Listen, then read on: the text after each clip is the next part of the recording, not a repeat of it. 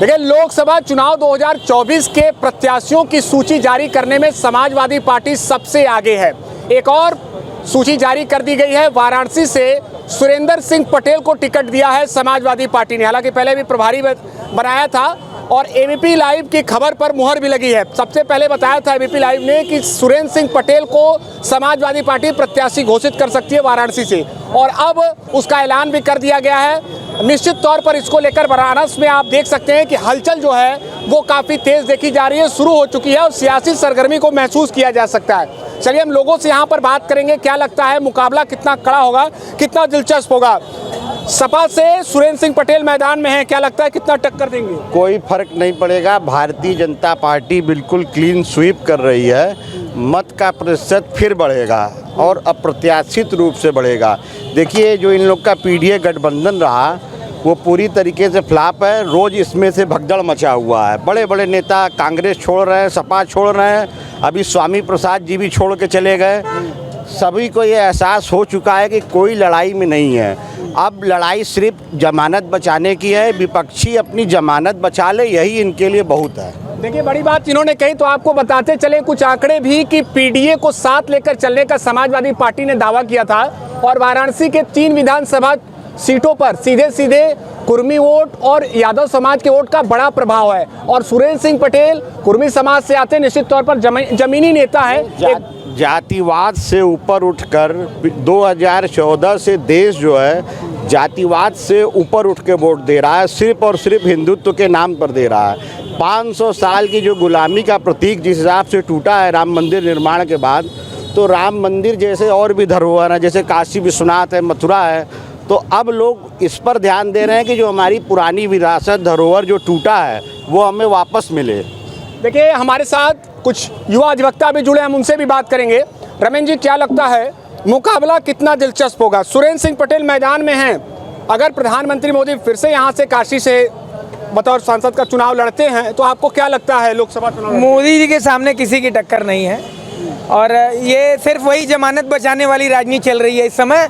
सारे लोग जान गए हैं कि यहाँ काशी में मोदी के अलावा कोई लड़ नहीं पाएगा और इसीलिए सिर्फ और सिर्फ एक समझिए उतार दिए हैं एक प्रत्याशी कि हमारी जमानत किसी प्रकार से बच जाए, जातिगत समीकरण कार्ड खेलते हुए। क्योंकि ये पूरा समीकरण पटेल जिधर समाज से ज़्यादा उधर बिलोंग करता है, अपना दिल की मजबूत सीट उधर क्षेत्र में है, इसलिए एक कार्ड खेल दिया उन्होंने कि जातिगत खेल लीजिए, ओबीसी वर्ग से एक प्रत्याशी उतार दीजिए ताकि चुनाव लड़ सके। सिंह पटेल पूर्व में मंत्री भी रहे हैं, इसके अलावा तकरीबन 4 दशक राजनीति का उनका अनुभव रहा है। आपको क्या लगता है मुकाबला होगा कि नहीं? आपको क्या लगता है मुकाबला? निश्चित तौर से सुरेंद्र पटेल जी हमारे क्षेत्रीय नेता हैं। हारना जीतना अपनी जगह है, लेकिन मुकाबला कमोबेश ठीक ठाक होगा। मुकाबला ठीक ठाक होगा। मुकाबला ठीक। और बात बता दें कि पिछले चुनाव में समाजवादी पार्टी दूसरे नंबर पर रही। शालिनी यादव लड़ी थी चुनाव यहाँ से 2019 लोकसभा चुनाव, वो दूसरे नंबर पर थी। तो आपको लगता है किस बार मुकाबला दिलचस्प? मुकाबला दिलचस्प होगा, देखने वाली चीज होगी। मुकाबला दिलचस्प होगा। चलिए, एक और सवाल, आपको क्या लगता है कौन दे रहा है टक्कर?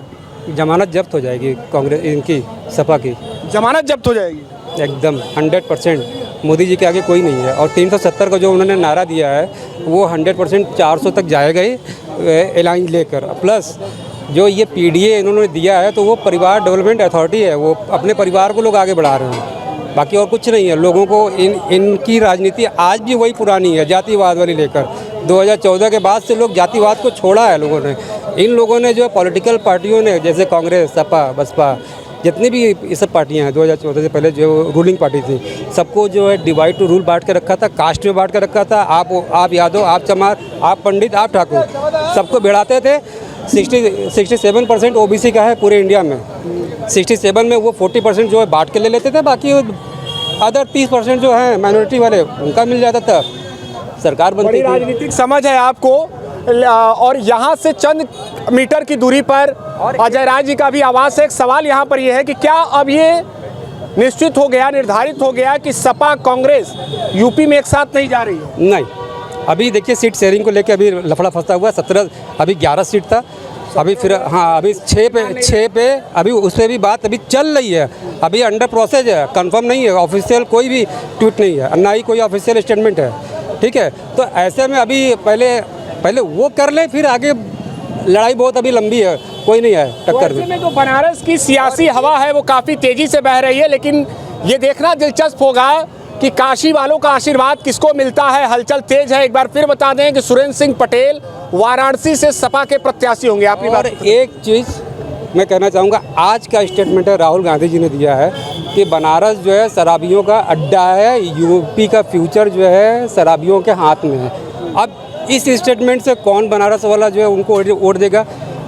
खुदा ना खास्ते माशा अल्लाह उनके ऊपर कृपा हो जो है कि किसी को गिरे पड़े अगर देख लिया होगा रास्ते में न्याय यात्रा में, पहले तो अपनी न्याय यात्रा अपने पार्टी के अंदर कर लें, उसके बाद जो है अगर किसी को देख भी लिया कि कहीं कोई गिरा हुआ है, सोया है, तो उसको वो एनालिसिस कर लिए कि जो है कि शराबी है। अब पूरे पूरे यूपी को 25 करोड़ की पॉपुलेशन को उन्होंने शराबी घोषित कर दिया।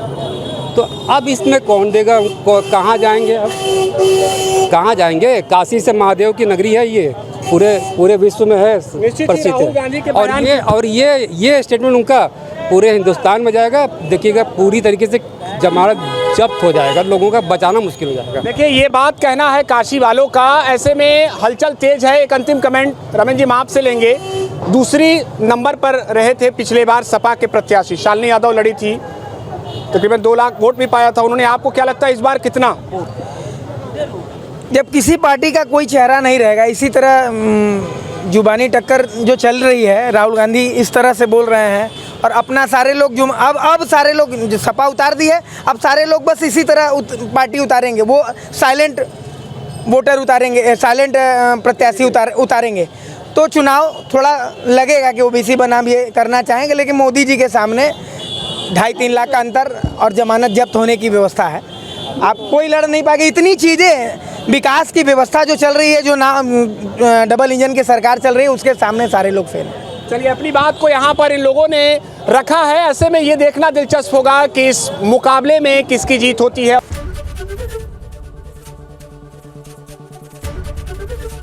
एबीपी गंगा, खबर आपकी, जुबान आपकी।